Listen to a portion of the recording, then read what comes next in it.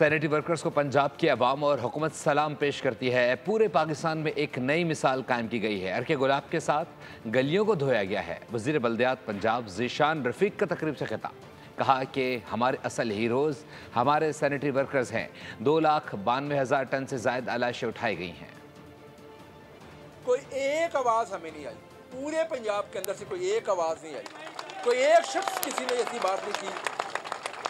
13 करोड़ का ये सूबा है, तो ये बहुत बड़ी बात है। अल्लाह का बड़ा करम है, अल्लाह सुब्हानहू व तआला का बड़ा फजल है हमारी सीएम पंजाब के ऊपर कि जब उनकी ये मेहनत थी, ये इसको लोगों ने रिकगनाइज़ किया, पंजाब के अवाम ने रिकगनाइज़ किया, और ये स्टैंडर्ड अब पूरे पाकिस्तान के लिए सेट हो चुके हैं। तो मैं तो ये चाहता हूँ कि बाकी सूबे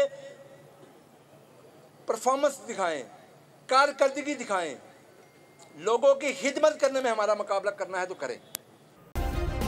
सब्सक्राइब करें और बेल दबाएं ताकि कोई खबर रह न जाए।